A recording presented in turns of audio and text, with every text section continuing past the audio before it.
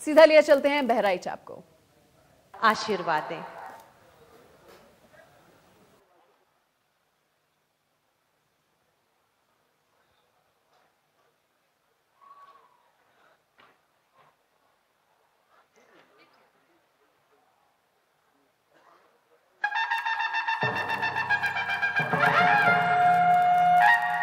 श्रावस्ती की भूमि पर जन्म दिव्य नरेश, भारत के रक्षक बने, बदल दिया परिवेश।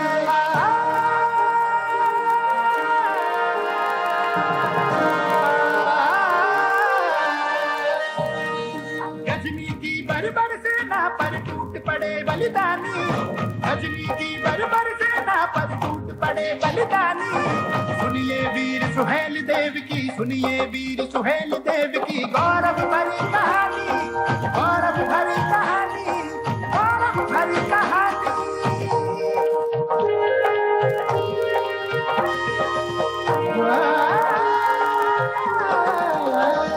गजनी से बहराइच तक आ पहुंचे क्रूर लुटेरे, उनके लिए सुहेल देव ने रचे मौत के घेरे। सभी दरिंदे फंसे व्यूह में मांगे मिला न पानी, सभी दरिंदे फंसे व्यूह में मांगे मिला न पानी। सुनिए वीर सुहेल देव की, सुनिए वीर सुहेल देव की गौरव भरी कहानी, गौरव भरी कहानी, गौरव भरी कहानी।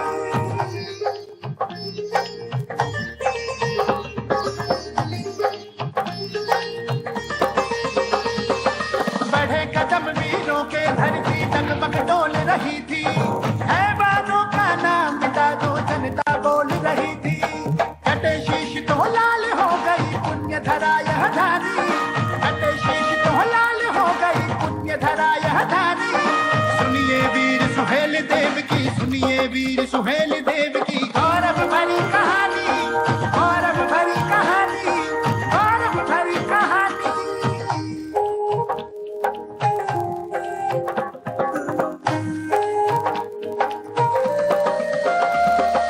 तीर चले तलवार कलीवर भी बरस रही थी, कुटिल शत्रुओं की सेना जीवन को तरस रही थी।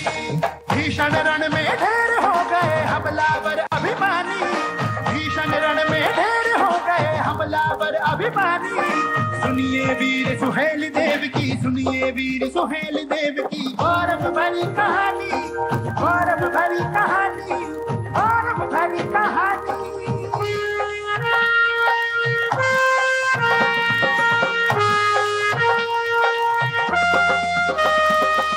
आज युवाओं को सच्चा इतिहास बताना होगा, सबके मन में सबल राष्ट्र का भाव जगाना होगा।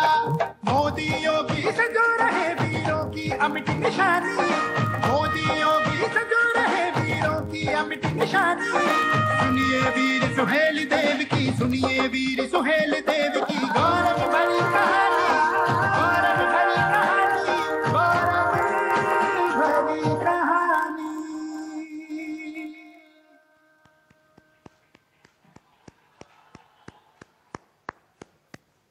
बहुत बहुत आभार माननीय इन कलाकारों को आशीर्वाद देने के लिए। और मैं निवेदन करूंगी माननीय प्रधानमंत्री जी से कि वीर शिरोमणि महाराजा सुहेल देव जी के जीवन पर आधारित इस वृत्त चित्र पर एक नजर डालकर हमें अनुग्रहित करें।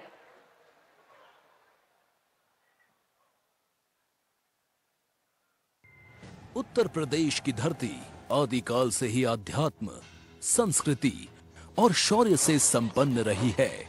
यहाँ अवतारों के साथ ऋषियों, योगियों और तपस्वियों ने देश दुनिया को भारत के गौरव से परिचित कराया, तो इसी भूमि के रणबांकुरों ने बाहरी आक्रांताओं से लेकर साम्राज्यवादियों को मुंह की खाने को विवश किया।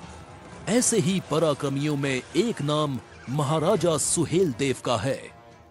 महान संत बालार्क ऋषि के शिष्य महाराजा सुहेल देव ने अपने शौर्य और पराक्रम के साथ थारू, बंजारा सहित अनेक समूहों एवं राजाओं का संघ बनाकर कौड़ियाला नदी के तट पर चित्तौरा के युद्ध में विदेशी आक्रांता महमूद गजनवी के भांजे सैयद सालार मसूद गाजी का उसकी सेना सहित संहार किया। उत्तर प्रदेश की पुण्य भूमि पर लिखे जाने वाले गौरवशाली इतिहास में महाराजा सुहेलदेव के पराक्रम और शौर्य की गाथा दिग दिगंतर तक भारतीय जनमानस को प्रेरित करती रहेगी। महाराजा सुहेलदेव देश के उन वीरों में रहे हैं जिन्होंने मां भारती के सम्मान के लिए संघर्ष किया। महाराज सुहेलदेव जैसे नायक जिनसे हर वंचित, हर शोषित प्रेरणा लेता है, उनका स्मरण भी तो सबका साथ सबका विकास के मंत्र को और नई शक्ति देता है। बहराइच में महाराजा सुहेलदेव की जयंती के उपलक्ष्य में महाराजा सुहेलदेव स्मारक एवं चित्तौरा झील की विकास योजना का शिलान्यास माननीय प्रधानमंत्री श्री नरेंद्र मोदी जी द्वारा राज्यपाल श्रीमती आनंदीबेन पटेल एवं मुख्यमंत्री श्री योगी आदित्यनाथ जी की गरिमामयी उपस्थिति में होने जा रहा है। हम बड़े सम्मान के साथ महाराज सुहेलदेव का स्मरण करते हैं और मैं आभारी हूं आदरणीय प्रधानमंत्री जी का कि 1000 वर्ष के बाद महाराज सुहेलदेव को सरकार के द्वारा इस प्रकार का सम्मान दिया जा रहा है। आइए प्रधानमंत्री जी के नेतृत्व में एक भारत श्रेष्ठ भारत की भावना के साथ एक मजबूत और आत्मनिर्भर भारत के निर्माण के लक्ष्य से अपने सपनों, आकांक्षाओं और प्रयासों को जोड़ें।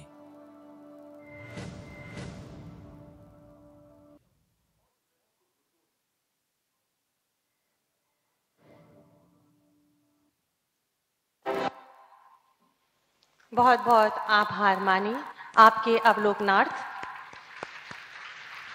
और मैं अति आदर के साथ माननीय मुख्यमंत्री उत्तर प्रदेश से निवेदन करूंगी कि वे कृपया अपने स्वागत उद्बोधन से हमें अनुग्रहित करें।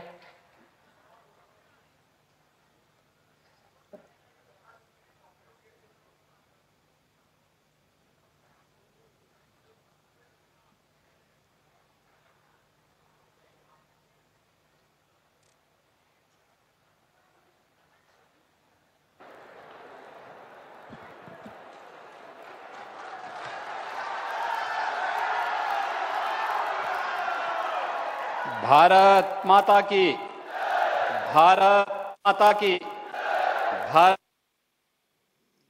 वंदे वंदे।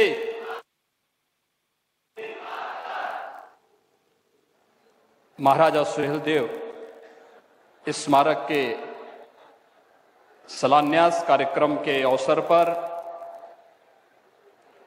उत्तर प्रदेश के इस तराई के क्षेत्र की जनता को जिनका सानिध्य और मार्गदर्शन प्राप्त हो रहा है, देश के यशस्वी प्रधानमंत्री आदरणीय नरेंद्र मोदी जी, उत्तर प्रदेश की माननीय राज्यपाल श्रीमती आनंदीबेन पटेल जी, भारतीय जनता पार्टी के प्रदेश के अध्यक्ष माननीय स्वतंत्र देव सिंह जी, प्रदेश सरकार में मेरे सहयोगी मंत्रीगण, बहराइच के प्रभारी मंत्री श्री अनिल राजभर जी, सहकारिता मंत्री श्री मुकुट बिहारी वर्मा जी, पर्यटन और संस्कृति मंत्री डॉक्टर नीलकंठ तिवारी जी, माननीय सांसद श्री बृजभूषण शरण सिंह जी, माननीय सांसद अक्षयवर लाल गौड़ जी, माननीय सांसद श्री सकलदीप राजभर जी, माननीय विधायकगण श्री सुभाष त्रिपाठी जी, श्री सुरेश्वर सिंह जी, श्रीमती अनुपमा जायसवाल जी, श्रीमती माधुरी वर्मा जी, श्रीमती सरोज सोनकर जी, पूर्व सांसद श्री पदम सेन चौधरी जी, माननीय विधायक विजय राजभर जी और आज के इस कार्यक्रम में उपस्थित सभी माननीय जनप्रतिनिधिगण और भारी संख्या में यहां पर उपस्थित विभिन्न संगठनों और संस्थाओं से जुड़े हुए उपस्थित महानुभाव, महाराजा सुहेलदेव स्मारक समिति से जुड़े हुए हमारे पदाधिकारीगण और उपस्थित भाइयों बहनों, मैं सबसे पहले इस पूरे कार्यक्रम के प्रणेता, मार्गदर्शक, देश के यशस्वी प्रधानमंत्री जी का आप सब की ओर से, प्रदेशवासियों की ओर से हृदय से स्वागत करता हूं, अभिनंदन करता हूं। भाइयों बहनों, हम सब के लिए आज का दिन अत्यंत महत्वपूर्ण दिन है। आज ज्ञान की अधिष्ठात्री देवी मां भगवती सरस्वती का पावन दिवस है और आज का दिन इस क्षेत्र के नागरिकों के लिए अत्यंत महत्वपूर्ण दिन है। आज से लगभग 1000 वर्ष पूर्व विदेशी आक्रांता से इस धरती को पूरी तरह सुरक्षित करने के लिए अपना शौर्य और पराक्रम का प्रदर्शन इस धरती पर करने वाले धर्मरक्षक, राष्ट्र नायक महाराजा सुहेलदेव की पावन जयंती का कार्यक्रम भी है और इस अवसर पर आदरणीय प्रधानमंत्री जी के कर कमलों से महाराजा सुहेलदेव के भव्य स्मारक का शिलान्यास का कार्यक्रम कुछ ही देर में संपन्न होने जा रहा है। मैं इसके लिए आदरणीय प्रधानमंत्री जी का हृदय से आभार व्यक्त करते हुए उनका स्वागत और अभिनंदन करता हूं। भाइयों बहनों, इसके साथ ही आदरणीय प्रधानमंत्री जी के द्वारा बहराइच में आज से 4 वर्ष पहले एक मेडिकल कॉलेज इस क्षेत्र की आरोग्यता के लिए दिया गया था।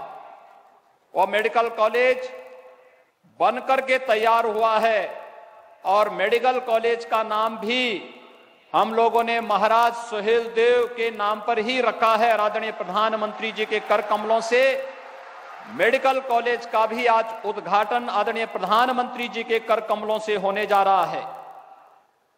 हम जब महाराज सुहेलदेव की इसका स्मरण करते हैं तो इसके साथ ही हमें महर्षि बालार्क का भी स्मरण होता है, जिनकी प्रेरणा से इस क्षेत्र के राजाओं ने एकत्र होकर के महाराज सुहेलदेव के नेतृत्व में उस समय के बर्बर विदेशी आक्रांताओं के खिलाफ इतिहास की एक ऐसी लड़ाई को लड़ा था जिनके शौर्य और पराक्रम के कारण अगले 150 वर्षों तक भारत पर किसी भी विदेशी आक्रांता के द्वारा हमला करने का दुस्साहस नहीं हुआ था। वह ऋषि महाराज यहां पर बालार्क ऋषि के रूप में इस बहराइच को एक नई पहचान देने वाले महाराज बालार्क के नाम पर भी आदरणीय प्रधानमंत्री जी की प्रेरणा से यहां के जिला चिकित्सालय का नामकरण भी प्रदेश सरकार के द्वारा किया गया और उनके प्रति अपनी विनम्र श्रद्धांजलि अर्पित की गई। मैं आज के इस अवसर पर आदरणीय प्रधानमंत्री जी ने अभी 4 फरवरी को देश की आजादी के लिए लड़ने वाले देश के महान स्वतंत्रता संग्राम सेनानियों के प्रति अपनी विनम्र श्रद्धांजलि को व्यक्त करते हुए गोरखपुर के चौरी चौरा महोत्सव के माध्यम से कार्यक्रम प्रारंभ किया गया। चौरी चौरा महोत्सव के कार्यक्रम की शताब्दी महोत्सव के कार्यक्रम के कारण हर एक शहीद स्मारक पर कार्यक्रम चल रहे हैं।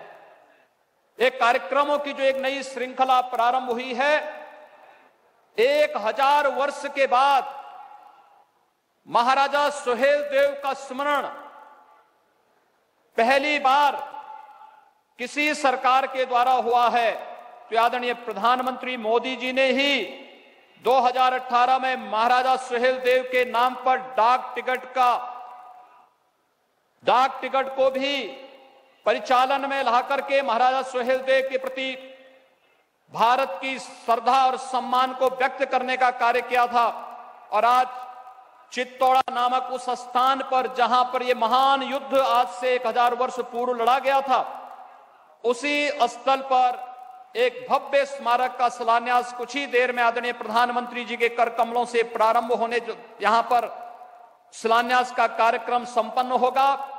मैं आज के इस अवसर पर आदरणीय प्रधानमंत्री जी ने सबका साथ, सबका विकास और सबके विश्वास की जो बात कही है, उस पर उत्तर प्रदेश सरकार पूरी प्रतिबद्धता से कार्य करते हुए न केवल शासन की कल्याणकारी योजनाओं का लाभ समाज के प्रत्येक तबके को देने के लिए पूरी तरह प्रतिबद्ध है, सुरक्षा और सम्मान का भाव समाज के प्रत्येक तबके तक पहुंचाने के लिए पूरी प्रतिबद्ध है, बल्कि राष्ट्र के उन महानायकों के प्रति भी पूरी श्रद्धा और सम्मान का भाव व्यक्त करते हुए जहां कहीं भी उनके स्मारक और उनसे जुड़ी हुई स्मृतिका होगी, उनकी पुनर्स्थापना के लिए पूरी प्रतिबद्धता के साथ कार्य करेंगे। आज के इस अवसर पर एक बार फिर से आदरणीय प्रधानमंत्री जी की प्रेरणा और मार्गदर्शन में बहराइच के महाराजा सुहेलदेव के भव्य स्मारक का शुभारंभ यहां पर होने जा रहा है। आदरणीय प्रधानमंत्री जी ने अपना बहुमूल्य समय इस कार्य के लिए हमें प्रदान किया। आज के इस कार्यक्रम में समाज से जुड़े हुए, पूरे प्रदेश के अलग अलग तबके से जुड़े हुए लोगों की उपस्थिति, महानुभावों की उपस्थिति, सामाजिक संगठनों की उपस्थिति इस अवसर पर यहां पर है। मैं इस अवसर पर आदरणीय प्रधानमंत्री जी का इन सभी संगठनों, संस्थाओं और सामाजिक संगठनों की ओर से भी हृदय से स्वागत और अभिनंदन करते हुए, उनके प्रति श्रद्धा और सम्मान का भाव व्यक्त करते हुए महाराजा सुहेलदेव की 1012वीं जयंती कार्यक्रम के अवसर पर महाराजा सुहेलदेव को विनम्र नमन करते हुए प्रदेशवासियों की ओर से विनम्र श्रद्धांजलि भी अर्पित करता हूं। धन्यवाद। जय हिंद।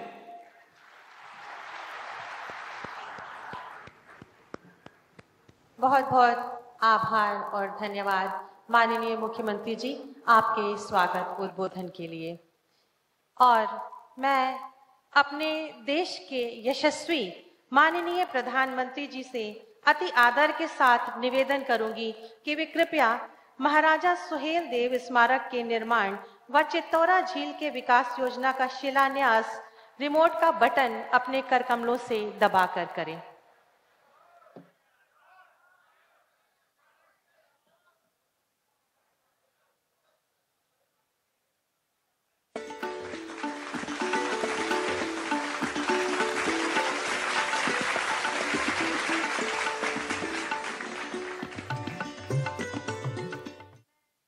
निवेदन करूंगी माननीय प्रधानमंत्री जी से कि वे महाराजा सुहेलदेव स्वशासी राज्य चिकित्सा महाविद्यालय बहराइच का लोकार्पण अपने कर कमलों से रिमोट का बटन दबाकर करें।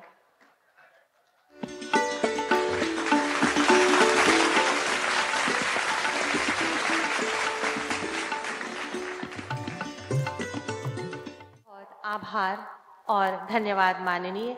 मैं भारत के यशस्वी माननीय प्रधानमंत्री जी से अनुरोध करूंगी कि वे अपने आशीर्वचन से हमें अनुग्रहित करें, हमें कृतार्थ करें। नमस्कार। उत्तर प्रदेश के राज्यपाल श्रीमती आनंदीबेन पटेल जी, राज्य के लोकप्रिय और यशस्वी मुख्यमंत्री श्रीमान योगी आदित्यनाथ जी, यूपी सरकार के अन्य मंत्रीगण,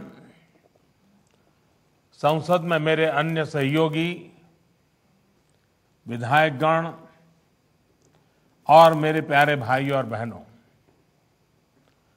अपने पराक्रम से मातृभूमि का मान बढ़ाने वाले राष्ट्र नायक महाराजा सुहेल देव की जन्मभूमि और ऋषि मुनियों ने जहां तप किया, बहराइच की ऐसी पावन धरा को मैं आदरपूर्वक नमन करता हूं। वसंत पंचमी की आप सभी को, संपूर्ण देश को बहुत बहुत मंगल कामनाएं। मां सरस्वती भारत के ज्ञान विज्ञान को और समृद्ध करें। आज का दिन विद्या आरंभ और अक्षर ज्ञान के लिए बहुत शुभ दिन माना जाता है। हमारे यहां कहा गया है, सरस्वती महाभागे विद्ये कमल लोचने, विद्या रूपे विशाल लक्षी विद्याम देहि नमोस्तुते। अर्थात हे महाभाग्यवती ज्ञान रूपा, कमल के समान विशाल नेत्र वाली ज्ञानदात्री सरस्वती, मुझको विद्या दीजिए, मैं आपको नमन करता हूं। भारत की मानवता की सेवा के लिए रिसर्च और इनोवेशन में जुटे, राष्ट्र निर्माण में जुटे हर देशवासी को मां सरस्वती का आशीर्वाद मिले, उन्हें सफलता मिले, यही हम सभी की प्रार्थना है।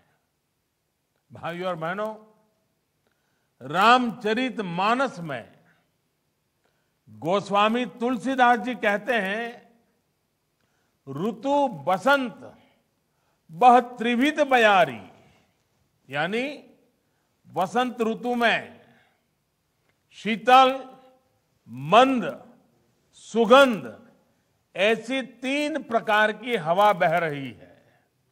इसी हवा, इसी मौसम में खेत, खलिहान, बाग, बगान से लेकर जीवन का हर हिस्सा आनंदित हो रहा है।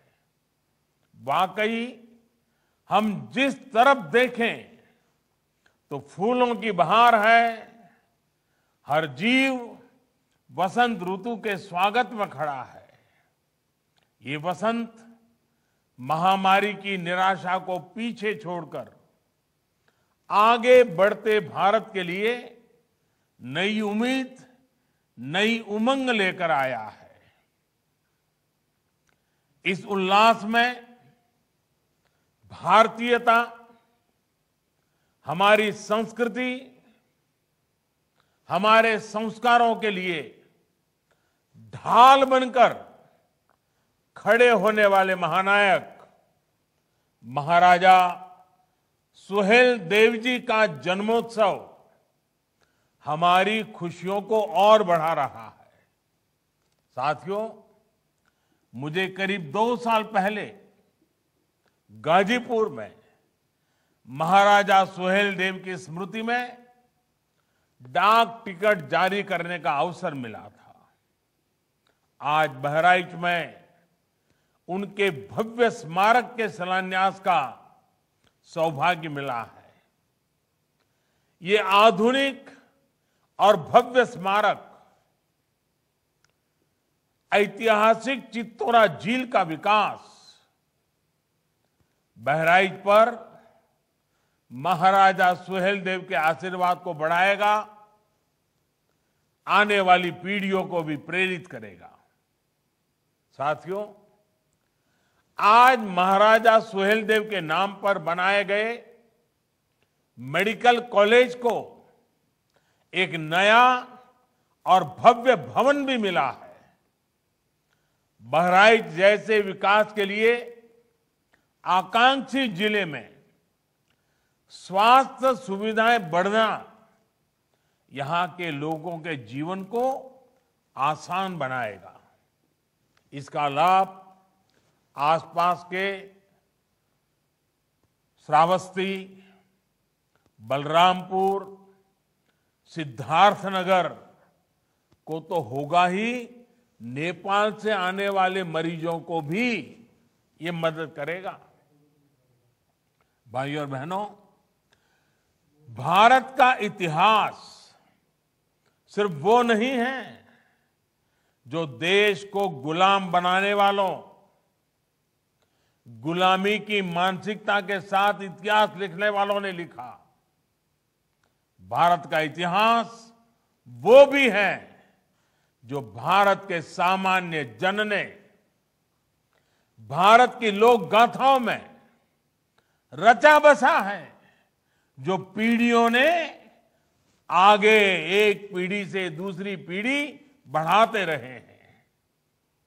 आज जब भारत अपनी आजादी के 75वें वर्ष में प्रवेश कर रहा है, तो ऐसे महापुरुषों का योगदान, उनका त्याग, उनकी तपस्या, उनका संघर्ष, उनकी वीरता, उनकी शहादत, इन सब बातों का स्मरण करना, उनको आदरपूर्वक नमन करना, उनसे प्रेरणा पाना, इससे बड़ा कोई अवसर नहीं हो सकता है।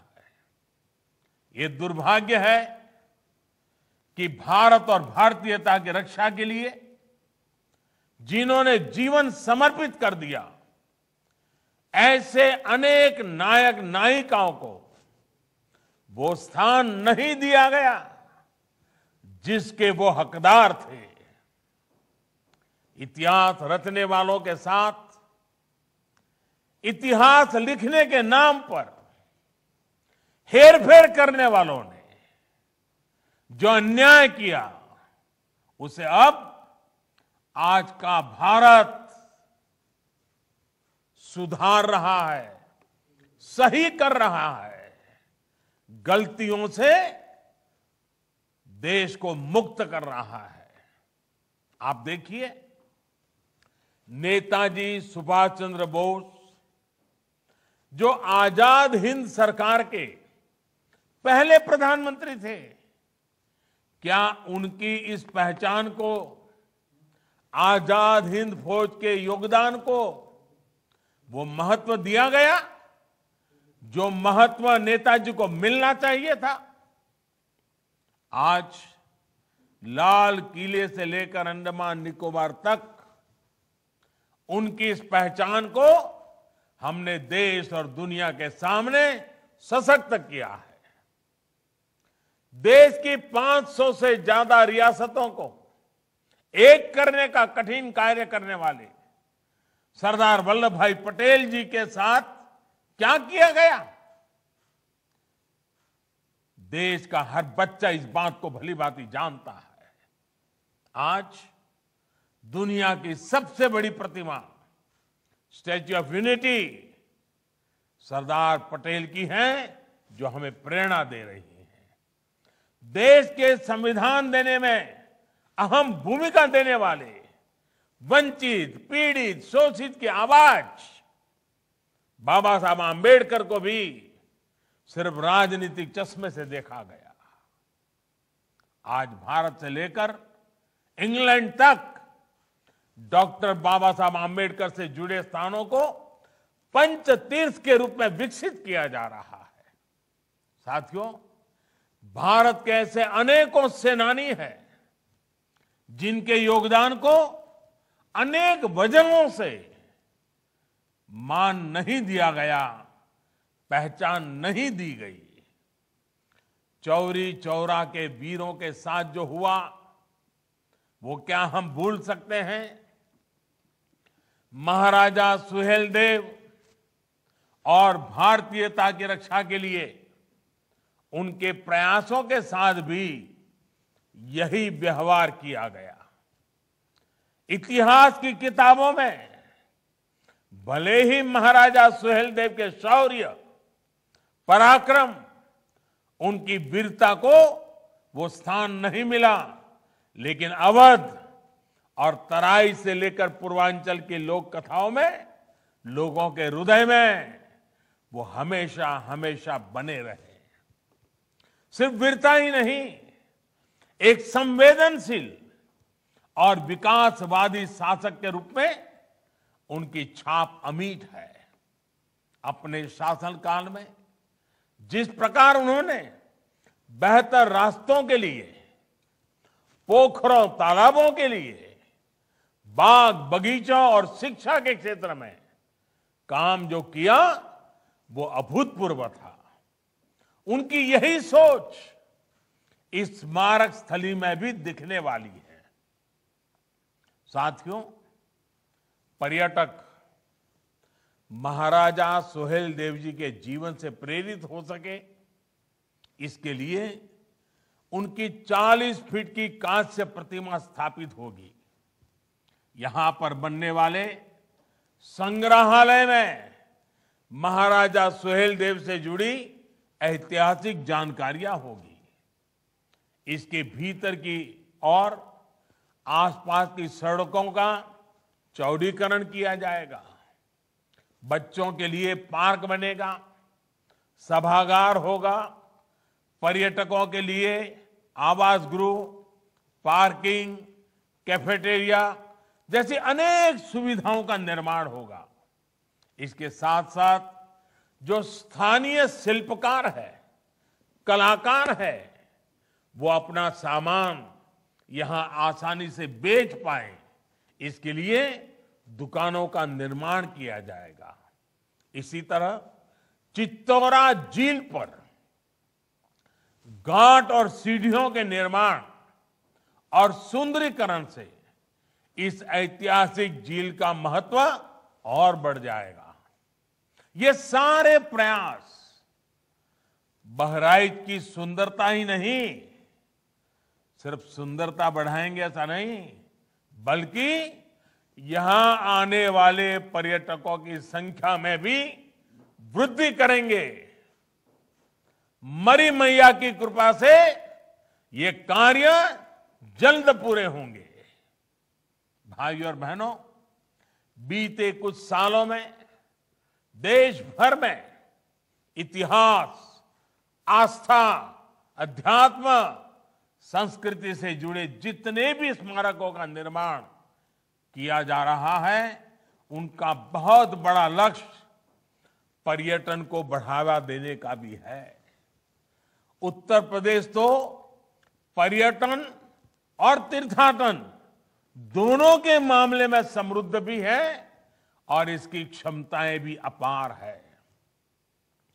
चाहे वह भगवान राम का जन्म स्थान हो या कृष्ण का वृंदावन हो, भगवान बुद्ध का सारनाथ हो या फिर काशी विश्वनाथ, संत कबीर का मगहर धाम या वाराणसी में संत रविदास की जन्मस्थली का आधुनिकीकरण, पूरे प्रदेश में बड़े पैमाने पर काम चल रहा है।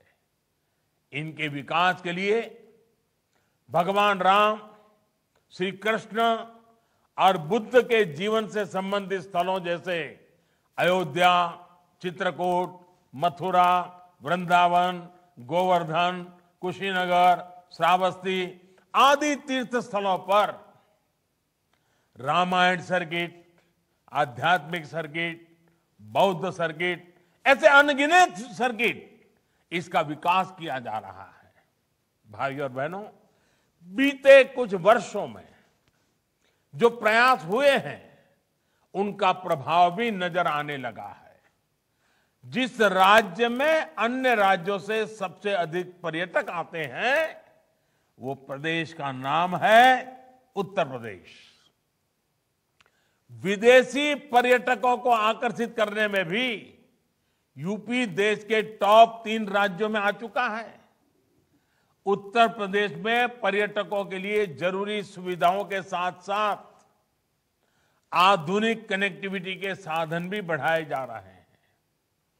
भविष्य में अयोध्या का एयरपोर्ट और कुशीनगर का इंटरनेशनल एयरपोर्ट देश विदेशी टूरिस्टों के लिए बहुत उपयोगी साबित होगा। उत्तर प्रदेश में छोटे बड़े दर्जन भर एयरपोर्ट पर काम चल रहा है, जिसमें से कई पूर्वांचल में ही है। उड़ान योजना के तहत यूपी के अनेक शहरों उनका काम कीमत वाली हवाई सेवा से जोड़ने का अभियान चल रहा है, कम कीमत से। इसके अलावा Purvanchal expressway, Bundelkhand expressway, Ganga expressway, Gorakhpur link expressway, Ballia link expressway, ऐसी आधुनिक और चौड़ी सड़कें पूरे यूपी में बनाई जा रही हैं। और ये तो एक तरह से आधुनिक यूपी के आधुनिक इंफ्रास्ट्रक्चर की शुरुआत है। एयर और रोड कनेक्टिविटी के अलावा यूपी को रेल कनेक्टिविटी भी आज आधुनिक हो रही है। यूपी 2 बड़े डेडिकेटेड फ्रेट कॉरिडोर का जंक्शन है। हाल ही में ही ईस्टर्न डेडिकेटेड फ्रेट कॉरिडोर के एक बड़े हिस्से का लोकार्पण यूपी में ही किया गया है। यूपी में जिस प्रकार आज आधुनिक इंफ्रास्ट्रक्चर पर काम चल रहा है, उससे उत्तर प्रदेश में उद्योग लगाने के लिए देश और दुनिया के निवेशक प्रोत्साहित है।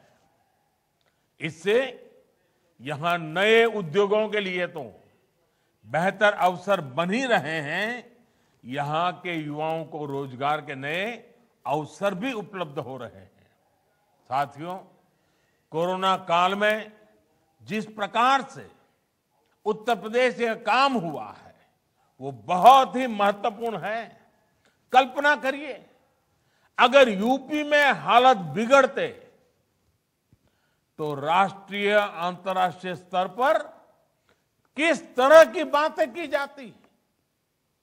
लेकिन योगी जी की सरकार ने, योगी जी की पूरी टीम ने बेहतरीन तरीके से स्थिति को संभाल करके दिखा दिया। यूपी न सिर्फ ज्यादा से ज्यादा लोगों का जीवन बचाने में सफल रहा, बल्कि बाहर से लौटे श्रमिकों को रोजगार देने में भी यूपी ने प्रशंसनीय काम किया है।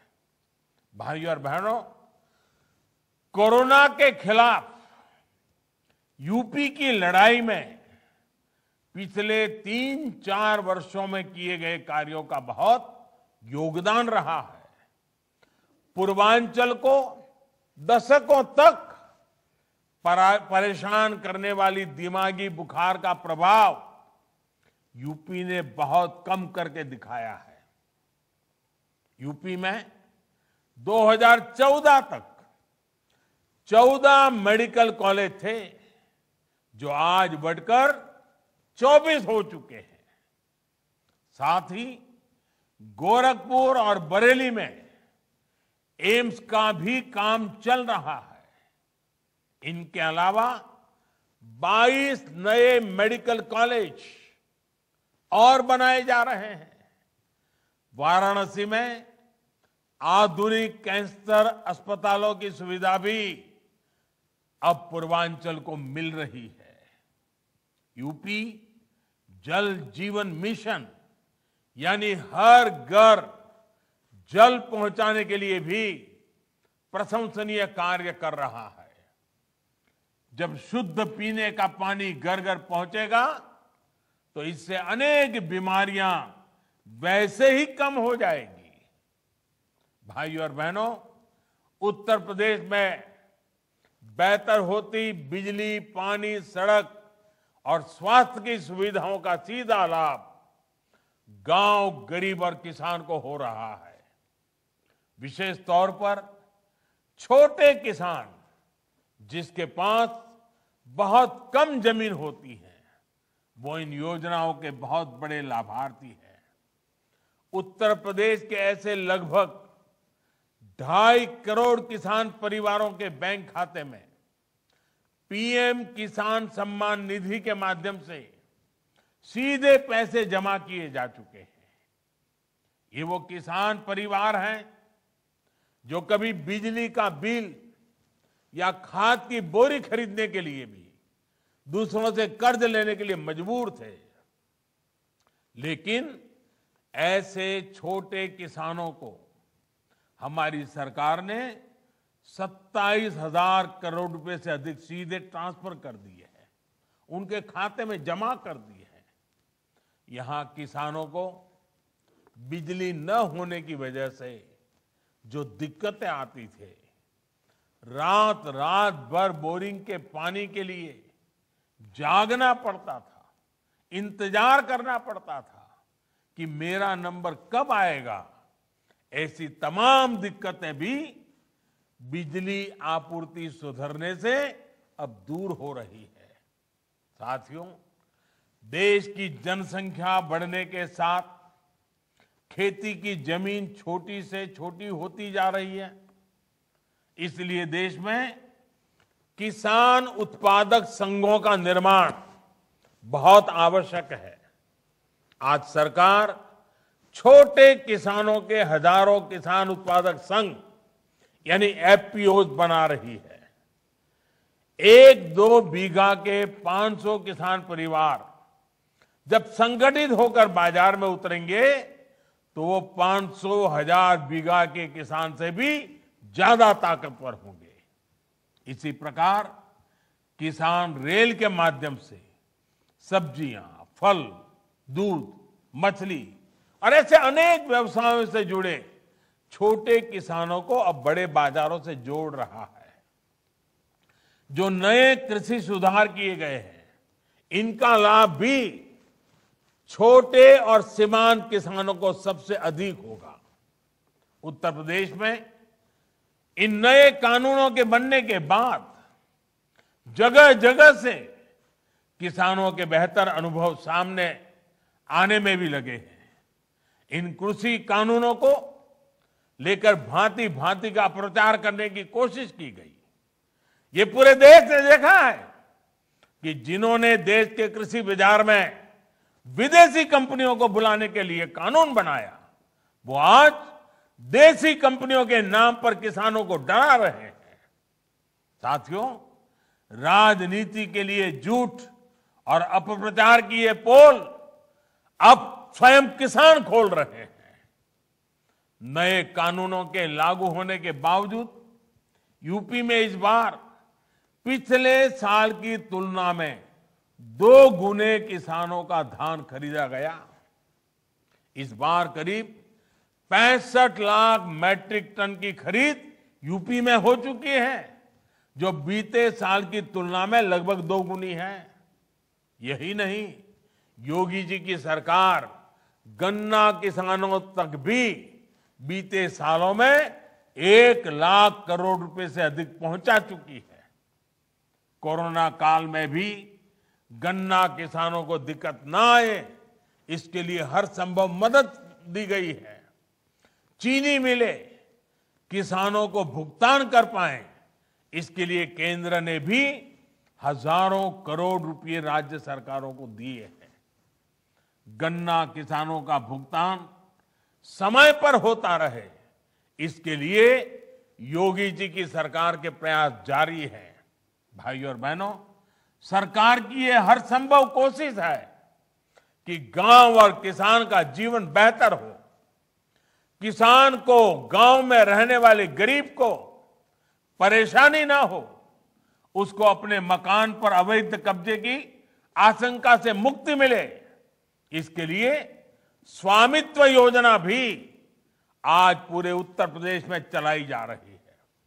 इस योजना के तहत आज तक यूपी के करीब 50 जिलों में ड्रोन के माध्यम से सर्वे चल रहा है।